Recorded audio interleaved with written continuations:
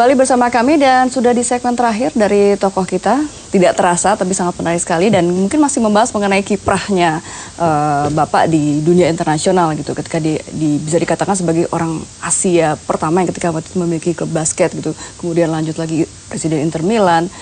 Apa sih sebenarnya yang ingin mencoba disampaikan kepada dunia? Apakah juga ingin melihat bahwa orang Asia tidak kalah kok gitu dengan mereka yang orang Barat gitu istilahnya selalu diagung-agungkan, Western oriented begitu Pak? Ya kalau saya mungkin pemikiran itu mungkin pemikiran nomor 2. Pemikiran nomor 1-nya ya bisnis. Tetapi tentu ketika kita melakukan sebuah terobosan, tentu akhirnya kan orang melihat. Ya, tetapi saya tidak mau membuat terobosan karena hal-hal yang negatif, tetapi karena yang positif. Atau ingin show off ya, gitu atau ingin show off gitu. Karena kan kita tahu banyak juga pemilik klub sepak bola basket itu hanya tadi trofi, bukan secara bisnis saja. Nah, saya di sini melihatnya berbeda. Ya, karena itu terobosan yang saya lakukan lebih ke ada perhitungannya semua.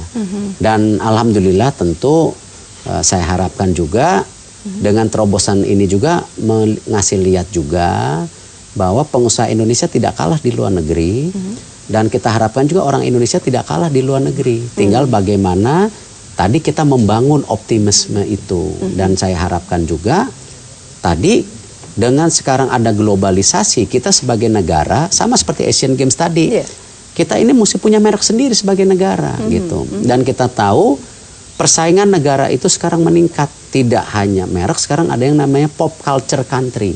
Dia ini tingkatnya lebih tinggi lagi dari sebuah merek. Yang namanya pop culture country itu seperti Amerika, Perancis, Inggris, Itali, ya kan, Jepang. Tidak banyak. Ya, apa itu pop culture? Ketika culture-nya itu menjadi trendsetter dunia. Nah, kita belum di situ, kita justru di infansi. Kita justru masih di stage yang awal. Sekarang bagaimana Korea ingin jadi pop culture. Nah, itu contoh-contoh. Karena ketika dia menjadi pop culture, itu sudah sesuatu yang menjadi otomatik, ya itu menjadi negara tujuan, tidak hanya turisme, tapi juga bisnis. Dan rankingnya udah tinggi gitu. Nah ini yang saya nggak mau ngomong terlalu awal, mungkin 20 tahun lagi lah Indonesia ke sana. Tetapi di stage ini yang saya harapkan bahwa ada message bahwa orang Indonesia, pengusaha Indonesia tidak kalah. Tidak kalah gitu ya. Tapi pasti juga ada orang yang bertanya, kok kenapa berkiprahnya di internasional, kenapa tidak mencoba membangun sepak bola Indonesia, basket Indonesia begitu, walaupun menjadi pemilik juga beberapa klub.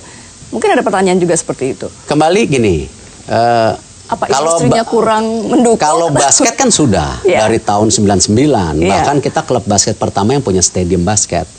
Alhamdulillah selama 17 tahun terakhir Satria Muda juara.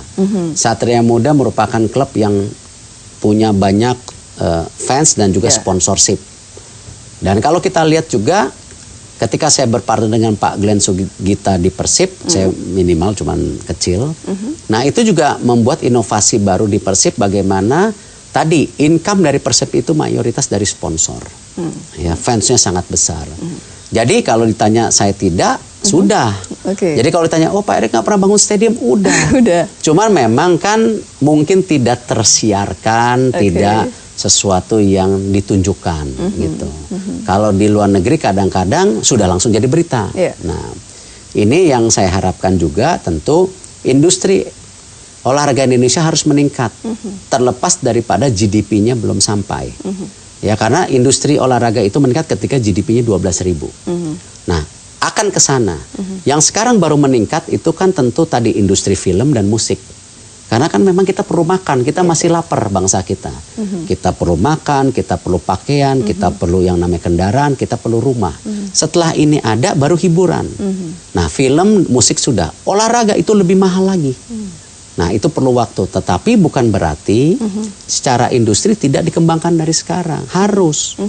Karena kalau tidak nanti akhirnya seluruh yang terjadi konsumtif di negara ini jadi asing. Superhero taunya asing. Bintang film asing. Tokoh olahraga asing. Apalagi sekarang sudah mulai borderless begitu ya. Nah ini yang kita sayangkan, makanya saya senang sekali ketika lagu Indonesia menjadi masih market terbesar.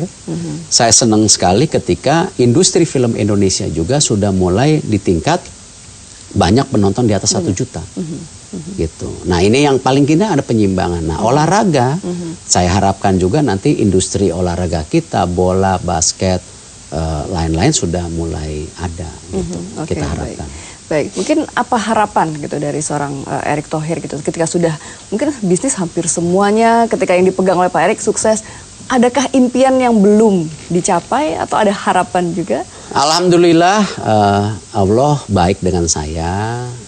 Saya prinsipnya hanya menjalankan yang dipercayakan. Saya tidak pernah kok kepikir punya Inter Milan. Saya nggak pernah kepikir punya 76ers. Saya nggak pernah kepikir punya media, ya saya hanya menjalankan tadi apa yang saya pikirkan, dan kalau direstuikan oleh Allah, insya Allah ada jalan. Jadi dan yang terpenting buat saya, selama 1 tahun ke depan saya fokus Asian Games, selesai dengan baik, sukses, baik penyelenggaraan dan administrasi. Itu yang saya mimpikan untuk 1 tahun ini saja, gitu. Tidak lain.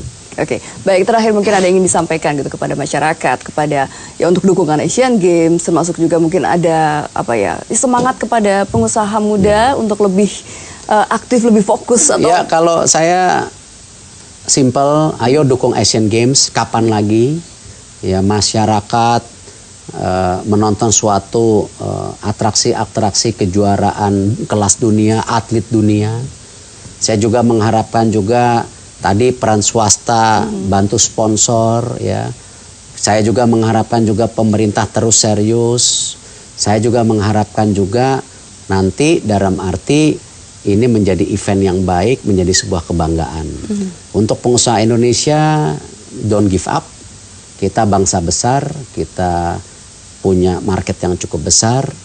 Ya, saya dengar kemarin juga beberapa pengusaha yang bisa kuat di Indonesia bisa ekspansi bisnisnya di luar negeri, karena juga ini marketnya besar, jangan kebalik gitu. Dan kita harapan khususnya buat saya bukan membela diri, karena sport memang harus di luar negeri, tapi kalau medianya kan di Indonesia gitu. Oke, baik Pak Erick, terima kasih telah bergabung bersama kami. Terima kasih, dan pemirsa terima kasih atas kebersamaan Anda. Saya Lulu Miati undur diri, sampai jumpa.